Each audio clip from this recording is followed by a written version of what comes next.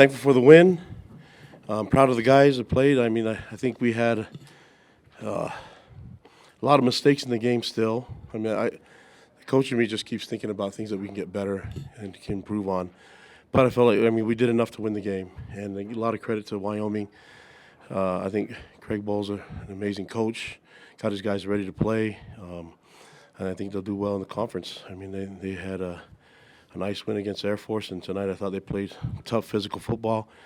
We needed it. You know, it was a good way to get our guys to either respond or fold, and I like the response we got from our team. Obviously, you got to find ways to play more disciplined football.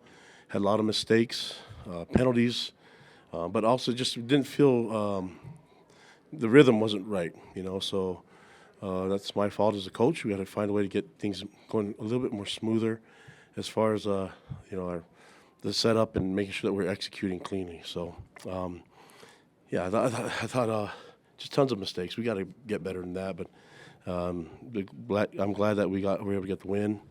And the guys, you know, they're resilient. They keep playing hard. And but we got a quick turnaround here, so we need to get ready for this next one. Don't have a lot of time, so gonna get some rest tonight and get ready to roll on Monday. But this game on Thursday is going to come up real quick. But there's a lot of things to look at and film and learn and get better. So I'll take any questions you guys have. Greg Bull said that Jaron Hall was the best quarterback he's seen this year. Praised his ability to extend plays. What can you say about some of the big plays that Jaron made? Especially, there was one scoring drive where he converted 3 third downs. Yeah. He was just able to keep you guys going. Yeah, I mean, Jaron's smart. He's got a great football IQ. He understands the game, and I mean, I give a lot of credit to Wyoming. They do some difficult things up front, and you know, try and find ways to add more bodies into the box to take away the run. But I thought Jaron was able to be smart with the ball and took care of the football. Thought he went to the right people, and you know, I think he's a great player, but I know that he's disappointed on some of the things that he could have done better. So the thing about Jaron is he's just never happy with. He wants to always get better. So I mean, he's a happy guy. Don't get me wrong, but he's looking forward right now to find ways to get better and learn. So lucky to have him as a leader on our team and our quarterback. But he's doing some really good things for us. We just need to find a way to get him, utilize his strengths still, and find a way to get things a lot. I don't know. I'm just trying to say it felt a little disconnected on offense, you know, and we need to find a way to get it the rhythm better. How big was that drive at the end of the first half? There was a lot of missed play calls and had to burn a couple timeouts, but you're still able to get in the end zone and have the lead at halftime. Yeah, and I think you know, it has to be a little bit cleaner with our personnel groups. We got the wrong people in there, and I think the refs were holding the clock holding the ball a lot longer than what we're used to.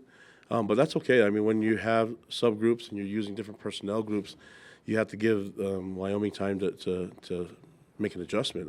They did the same thing for us, so it wasn't anything out of the ordinary. Just maybe we changed the personnel groups too often. I don't know.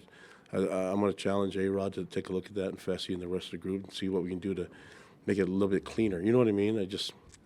But credit to Jaron. He knows how to make everybody look good. So I just like that he took care of the football. That's the one thing that I think he's playing at a really high level, and you don't see him taking unnecessary risks.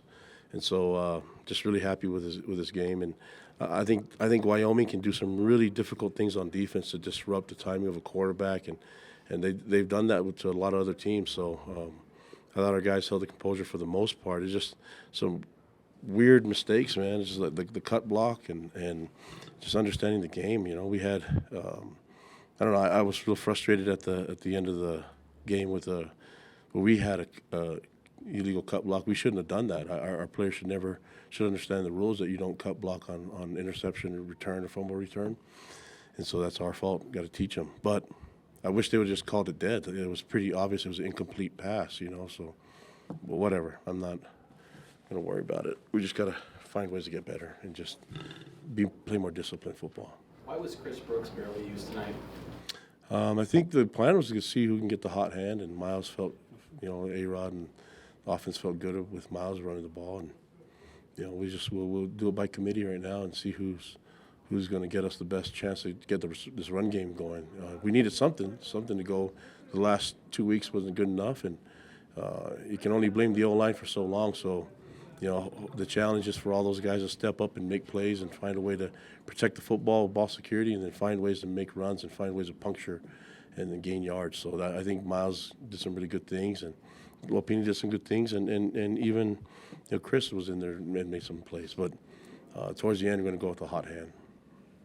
Despite the lack of rhythm, do you feel like your team got better tonight from this performance? Yeah, I mean, we knew it was going to be a physical game, so it was nice. I mean, after last week, it just felt good to just get hit in the mouth a little bit and respond better. So I think I appreciate the style of football that Wyoming plays, because you can't hide from it. You either have to bounce back and face it or hide, and the guys, they answered the call. I like the way Wyoming plays the game of football. I think they're really they're a smash mouth type of team on both sides, and even their special teams. They have a lot of really good players, and Coach Bowles done an amazing job getting this team ready. But I thought our guys responded the right way. We just got to keep building off of this. We're a much better team than we were last week, but the mistakes that were made are fixable. We can get those things fixed, and that can be done by tomorrow. So we'll get to work on it.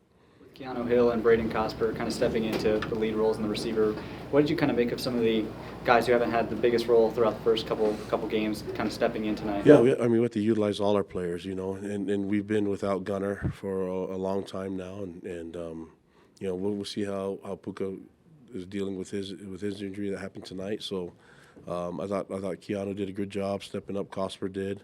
I think Cody did some good things too. So the players are we have good talent. We just need to keep plugging away. I think we just eliminate the mistakes or minimize them as much as we can, and we'll be in a better position. Puka, was it a knee or was it the ankle again? No, not. I mean, I don't know entirely. I'm not a trainer or doctor, but it didn't look as much of a knee issue as anything else. Is it a serious injury? No, I don't know if guys, I'm not a doctor. You guys have asked me about Gunner for the last few weeks. I don't know. I don't know anything about Puka until we figure it out. So I'm sorry, but I just. You're the only one we have to ask. Yeah, find the doctor's numbers and go ask them. I mean, I don't know until they assess it, but I think, I'm always hopeful, right? But I know you guys are doing your jobs, but I don't have any answers for you until. We had a lot of game time decisions made tonight, and Puka was one of them. Gunner was one of them. There's a lot of guys that we didn't know if they were going to be able to go or not, and so I think with some of the guys we held off a little bit with a plan on them playing next week, and that's so if you look at that D-line, I think Gabe Summers and Earl are those guys that fit in that category. Your kicker, why did you go with Justin Smith there instead of Jake? Yeah, we told Jake that we're gonna work both kickers, and I thought Jake did some good things too. But I think it was a good time for in that moment for Justin to go in and make a kick. We've been fortunate to have both kickers that have experience, and so yeah, the competition is always still going. For entire team. So I think we may have to work with two kickers, or I don't know, but. We just want to find ways to make kicks and find ways to score more points, and then on offense and on defense, find ways to stop them and get more disruption. All right, thank you. Thanks, guys. Appreciate it.